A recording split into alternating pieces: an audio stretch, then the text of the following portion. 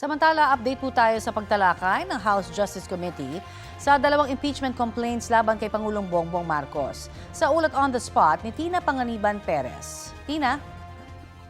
Connie, sinimulan kaninang pasado alas 10 ng umaga ang kauna-unahang deliberasyon ng House Committee on Justice sa dalawang impeachment complaints na inihain laban kay Pangulong Bongbong Marcos. 29 na miyembro ng komite ang present nang isinagawang roll call kaya nagdeklara si Justice Committee Chair Jervy Luistro ng quorum.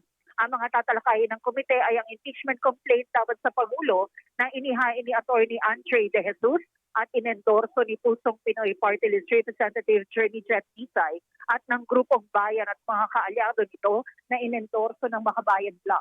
Paalala ni Luistro sa mga miyembro, pwede sila magtanong sa mga endorser ng mga reklamo pero may 5 minuto lamang sila. Kapag sumobra, magpapalista ulit para sa second round. At tulad ng nakagawian sa Kamara, ang unang bibigyan ng pagkakataong makapagtanong ay isang miyembro ng minorya. Nabanggit na noon ni Luistro na i-consolidate o pag-iisahin ang mga reklamo laban sa Pangulo at pag-uusapan kung sufficient in form at sufficient in substance ang mga reklamo.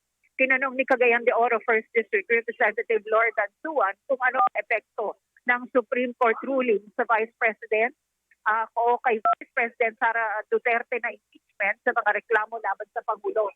Sagot ni Justice Committee Vice Chair at dating Duterte Impeachment Prosecutor Isabel Zamora, wala dahil magkaiba ang modes na ginamit noon sa Duterte at ngayon sa Marcos impeachment complaint.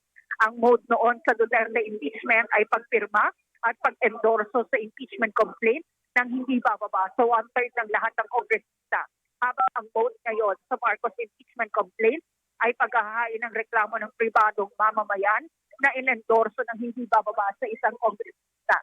Sa ngayon ay ang pinag-uusapan ay ang sufficiency in form at napagpotohan na ng mga dumalo sa deliberasyon ng House Committee on Justice ngayong umaga kung sufficient in form ba o hindi ang Attorney Andre De Jesus impeachment complaint laban sa Pangulo.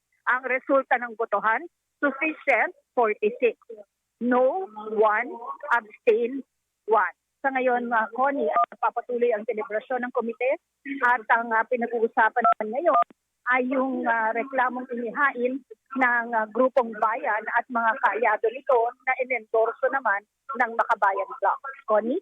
Okay, sa kaalaman din ng ating mga manonood, Tina, meron bang timeline na susundan para at least, sabi nga, malaman agad no, kung sufficient in form and substance itong impeachment complaint laban sa Pangulo dahil meron din naman silang kailangan ding busisiin on the part naman ni Vice President Sara Duterte dahil may naghain na rin ng 2 bagong impeachment complaints. Base sa rules ng Kamara, Connie, merong 60 session days ang House Committee on Justice para maglabas ng committee report sa isang impeachment proceeding. So may 60 days sila dito sa Marcos impeachment complaint. At dahil nabago na nga yung definition ng session days base sa pinakahuling Supreme Court ruling, mas mapapaaga ang ine-expect ng mga kongresista na paglalabas ng committee report. Pero kung kailan actually lalabas, mahirap pang sabihin sa ngayon dahil itong timeline nga for the first deliberations ngayong umaga ay hindi masabi ng eksakto ng committee chair dahil depende rin ito sa mga i-raise na punto ng mga kongresista at mga itatanong nila. Pero nabanggit ni ACT Teachers Party List Representative Antonio Tino sa atin noong nakaraang linggo na maliban sa notice para sa meeting nila ngayong araw, nakatanggap na rin sila ng notice ng Committee on Justice deliberations para sa February 3 bukas at February 4 Wednesday. Connie? Okay, so paglilinaw lang, Tina, ang maximum na pwedeng talakayin itong kung sufficient in form and substance ay 2 months. Pwede bang lumagpas pa doon kung meron pang mga mag-raise na mga concerns o hindi na? Hindi 2 months, Connie, kundi 60 session days. 60 session days. Okay. Ang session kasi ay mula Monday, Tuesday, Wednesday lang.